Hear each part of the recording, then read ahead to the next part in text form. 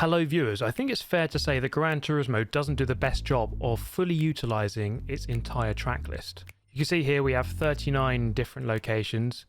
Blue Moon Bay Speedway is a track that appears once every blue moon. It is in fact this week's Daily Race B, as you can see. I took a couple of hours to list out all of the daily races that have ever happened in Gran Turismo 7, and if we do a search, you can see that Blue Moon has only ever come up twice. In March this year, there was a Daily Race A. Then we had another Daily Race A pretty much exactly 2 years ago, around the reverse version. So this is the third time this track has ever come up as a daily race, and therefore it's good to see it back. Gran Turismo and Polyphony could do a much better job, I think, of fully utilising not only the different locations within the game, all 39 of them, but also the different configurations within each location as well. Blue Moon Bay has a good 5 or 6 different configurations, including the oval, which has never appeared as a daily race, funnily enough. It used to appear on GT Sport quite a lot. So that could be something they work on in the future, I would hope. Anyway, this race, I must say, it was not the cleanest one of all time. If we take a look here, this poor soul is going to be sent spinning into the Shadow Realm nice and early to kick the video off in style. So yeah, this race here, given the nature of this circuit, is one that I think does promote close racing, which is good, but sometimes close racing can be a bit too close, and therefore things can get quite problematic. On this first lap, just trying to keep it nice and clean. I wasn't too quick through the hairpins, I was having a little bit of trouble through the 2 tight corners, and then you have this fast sweeping left onto the oval section, the main straight. It's quite an interesting circuit with weird characteristics. You see the 2 cars in front going very defensive, fighting quite a lot, and actually making contact as we drop down onto the flat section through turn 1. This is the beginning of lap 4. It's only a 6-lap race. More fighting, more defending going on in front. My pace wasn't the best for this first race, and so I kind of was relying on these guys fighting and doing this, smashing each other into the wall. I was going to get an overtake done here, and I'm not sure what was triggered in this guy's mind here. We're coming down into the first of the 2 big braking zones, or the 2 big hairpins. You guessed it, the big dive bomb, the big lunge, and into hairpin 2. I'm not going to have any of that. You know what? I'm going to stand up for myself. Say, off you go, my friend. There's the grass. Let me introduce you. So I didn't really understand what was going through that guy's head there. I mean, it definitely wasn't me who ran him wide earlier in the race. On the next lap, no such lunge was forthcoming. Not at least into the first one. Into the second one, though, the big lunge came. I turned away in anticipation, then introduced him to the grass once again. So many years of shameful ramming, dodging, coming in clutch there. Amazing stuff. This is now the final lap of the race, lap 6 of 6. I'm in P6, but with an outside chance here of gaining on these 2 guys, as they are pretty hell-bent on defending and fighting each other. And as you can tell, I was definitely gaining quite a lot on the pair of them. And given that we have quite a long run from the final corner to the finish line, there's always a chance of getting a slipstream finish and an overtake done just before the finish line. And so that was my aim here. Of course, if these 2 wipe each other out, then I'll quite happily take a free and easy overtake. Doesn't look like it's going to happen though. So these 2 going very hard at it, but not actually wiping each other out. So some measure of respect being shown. But now we have the double slipstream. See if we can get an overtake. The Frenchman is actually going to pull off a very dodgy defence here, weaving left and right about 1,000,000 times. But I am going to move from 6th just up into 5th place on the line. Whew. That was a chaotic race, that one. My goodness, I need to qualify a bit higher up. I actually just got sent a message on Instagram from someone who's very kindly created a nice Bilstein livery for the Lambo Group 4 car. I have shared it on my Super GT profile, so you can follow me on here if you want to. Just realised the car says barrier collision on the back. Let's hope we don't have any of those in this session. And this session was a little qualifying session.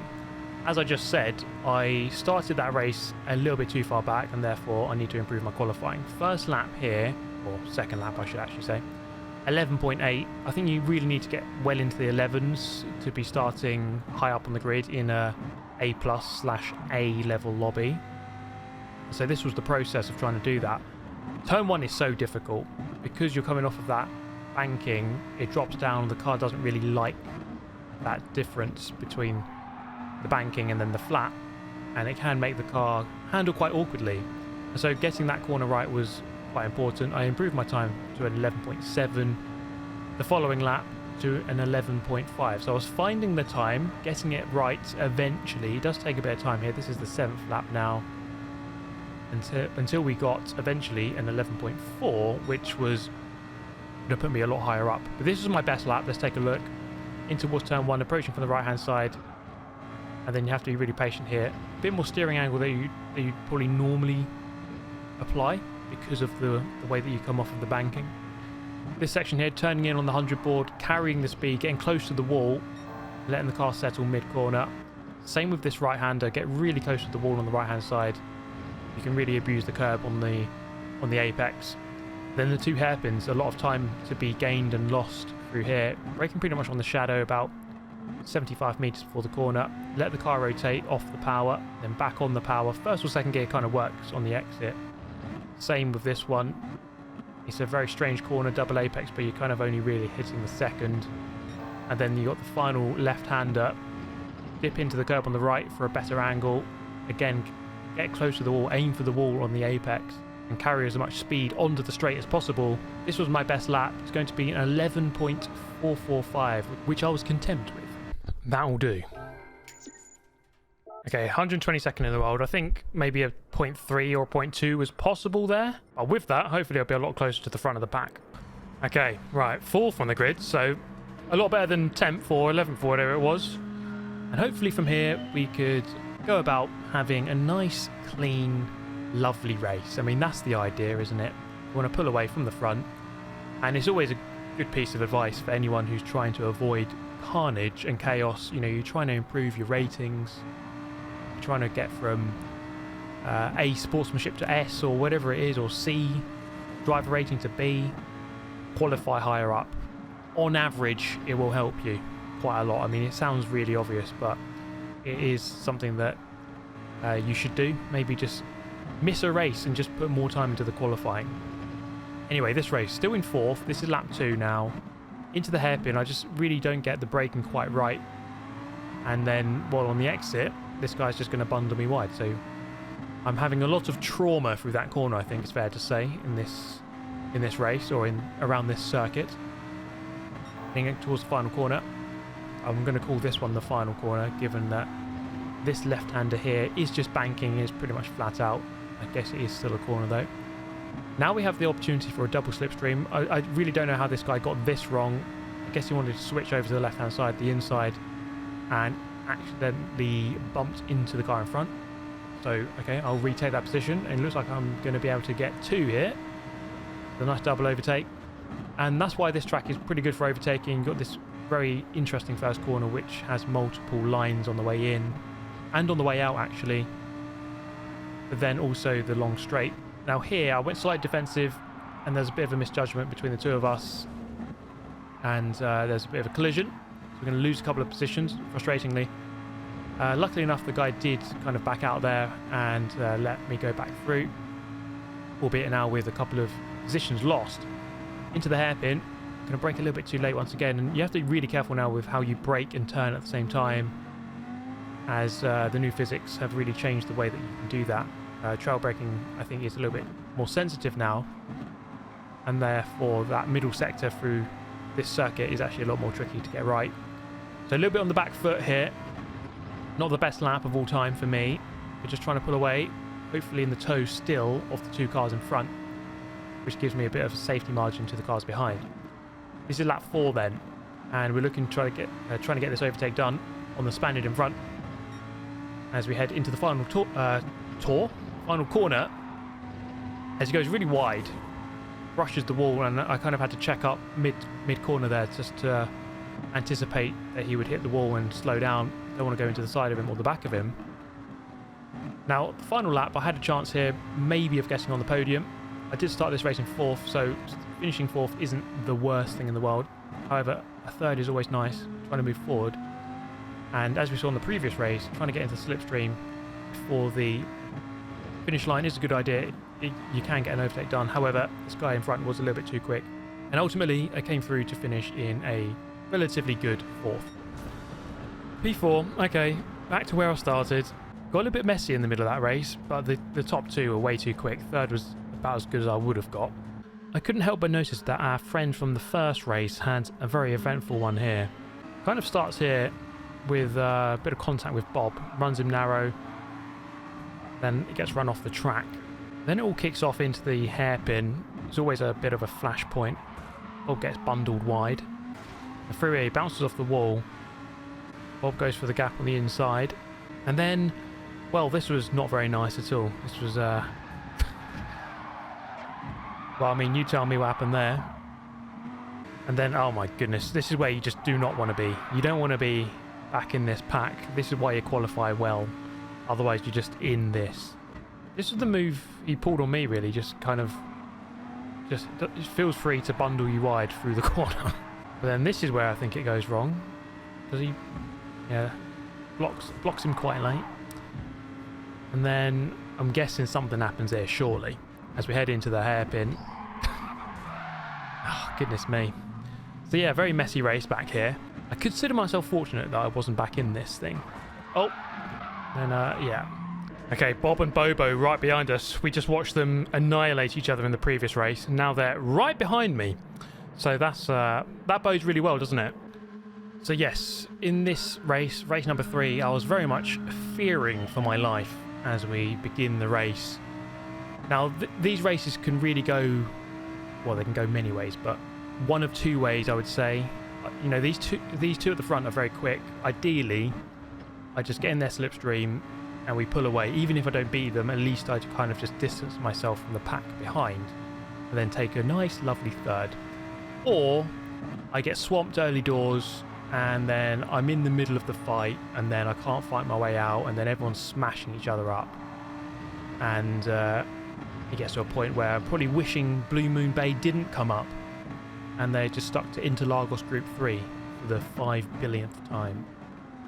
But anyway, we're going to try and do our best here. We are keeping up with the top 2. If we can stay this close onto the main straight, there is always a chance of an overtake, especially with the length of the straight and then the nature of turn 1. Spaniard there in the lead with a nice grass line, actually gaining quite a lot by doing that. It's really interesting to see that kind of interpretation. But what I must say, you are about to witness one of the finest overtakes probably of all time. I don't think Senna or Schumacher or Hamilton or Verstappen have ever done this overtake. So just watch this. Getting down the straight, going narrow.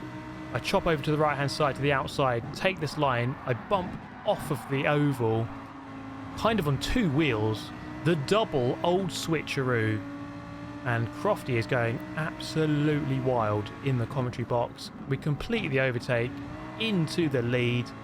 Absolutely insane. You've never seen anything like that. 3rd to 1st, boom, job done.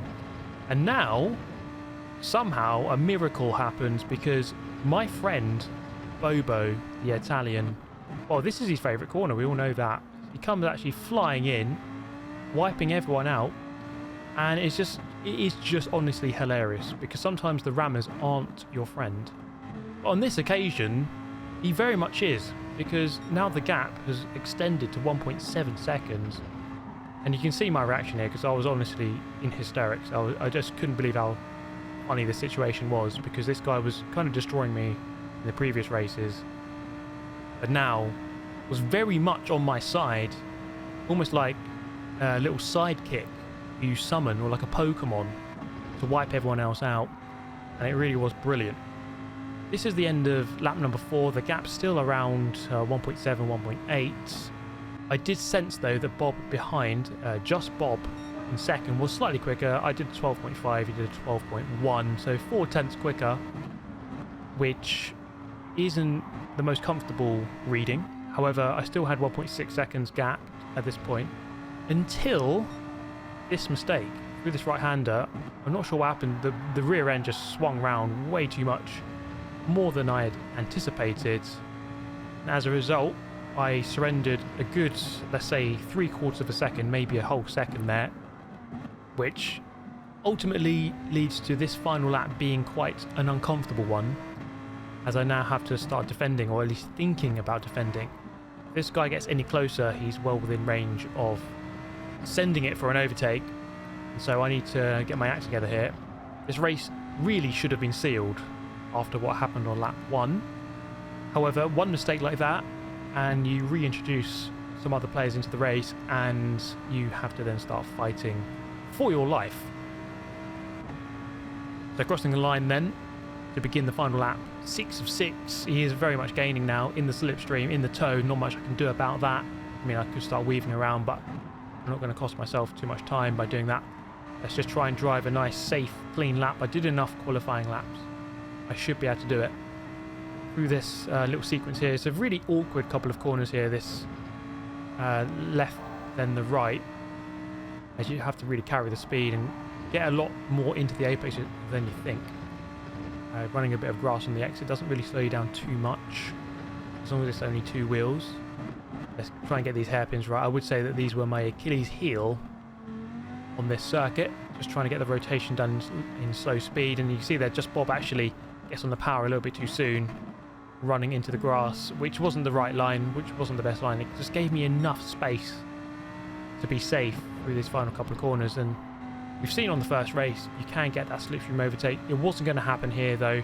Eventually, after 6 laps, going to bring home a fantastic victory for the boys and girls back in the Lamborghini factory in Italy. That was a lot closer than it needs to be, guys, but get in there, Lewis. Miracles do happen, mate.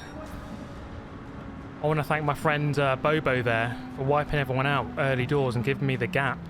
Can I just say, I have no idea how I did this overtake. I mean, look at me here, right? Swinging over, and then I literally was in the air doing a wheelie and somehow did the double old switcheroo. How I completed a double overtake from that position. What the hell? You see here, this is where I kind of managed to get a gap right here, because Bob went for this very aggressive move and it slowed them all down, so it probably wasn't the right move to go for at that time. But then Bobo, here he is. Yeah, it's his favourite move, to go up the inside when the move just isn't on into that hairpin. Now he's running everyone narrow. This is what won me the race, really. Now he gets bundled wide, but just those sort of 3 corners won me the race. 1 lap later, you wouldn't believe what's about to happen here. He seems to have basically zero conscience going into this corner. Actually making contact with 3 people pretty much. Back to 4th place. And I wonder if he does it again. That would probably not surprise me. Oh no, he did it clean. He can do it clean. He did it clean this time around. Oh my goodness. Well, I enjoyed this race. Blue Moon, thank you for coming back. It's good to see you once again every blue moon. Ha ha ha ha. Great joke. See you later. Goodbye.